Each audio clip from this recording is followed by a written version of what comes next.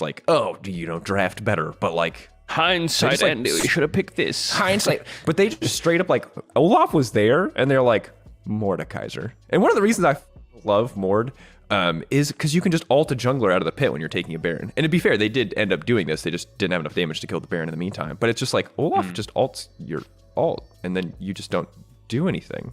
And it's like I really like Mord ult. I think it's great. I think he's like Darius with a better ult and admittedly a worse passive. But like this just did not make sense to me. And similarly, like didn't build a big enough lead in lane that it really felt like a very high impact pick at all.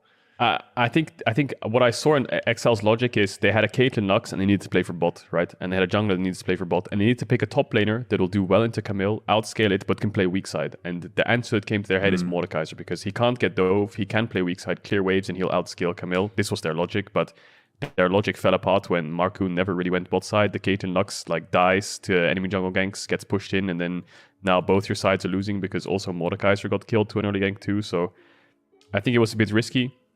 Their Caitlyn Lux pick in game 5, it was confident, it was ballsy, but you need to play really well around bot. Like, you know, T1 bot lanes are, LCK bot lanes in general, T1 bot lane, if they pick something like Caitlyn Lux, you know you're absolutely getting blasted.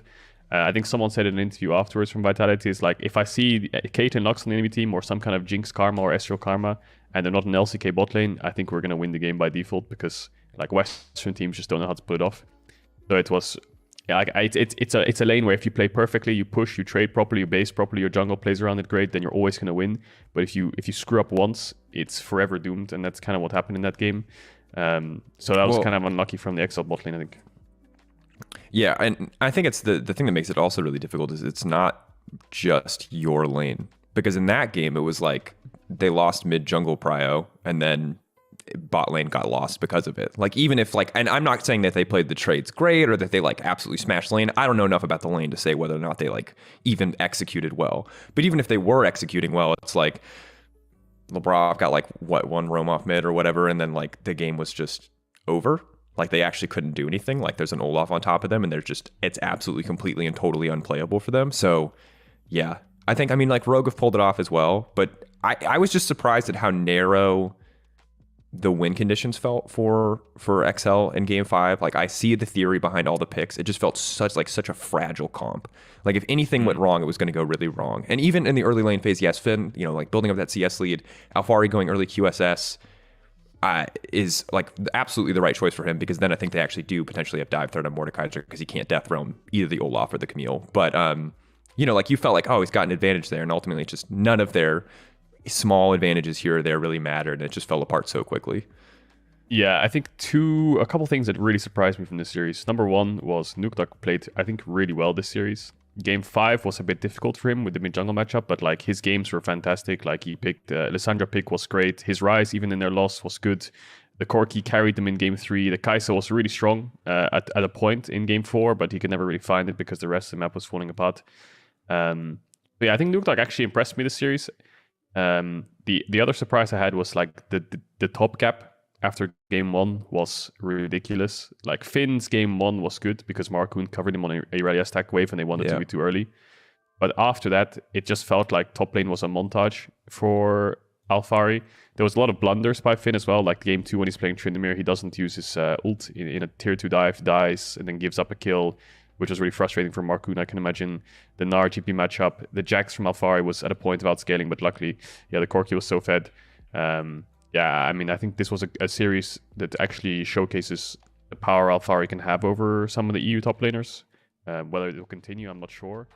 But it was definitely a good series by the top jungle of Vitality, I think.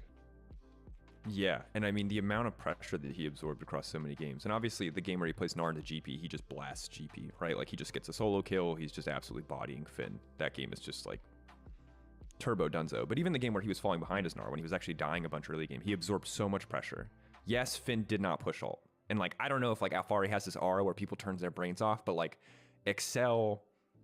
I have never seen a team grief more ganking a single player. And obviously, I want to give Alfari the credit for outplaying these ganks, but like there's the Tryndamere ult, there's the top lane play where they like try to burn everything getting into him, and then like meanwhile like Zeri's murdering their AD carry, like Mickey's getting run down, and it's just like every time they try to gank Alfari, and this is not like this correlation causation thing. It's not like Alfari's out here just like mind controlling them into doing like dumb stuff, but like it always fell apart. Like even if they did kill Alfari, there's the game where LeBron was playing Tom Kench and they like go bottom and they're desperate like to kill him, and yeah, they kill LeBron, but they don't kill Alfari. And Marcoon tries to dive Alfari and dies. It's like Marcoon spent his entire series just trying to kill Alfari, and just every time he did, it went so incredibly wrong. And I think, to me, that's why, like, if I have to give an MVP for this series and this team, and for context, I think we're just going to do one MVP for week in playoffs. But if I had to give an MVP for Vitality, I think it is Alfari, because the amount, even if some of this is Excel just sprinting it into him, I don't care. Like the way past that Aurelia game, Alfari was an absolute monster, always doing well. Yes, the Jax game, we didn't get to see it as much, but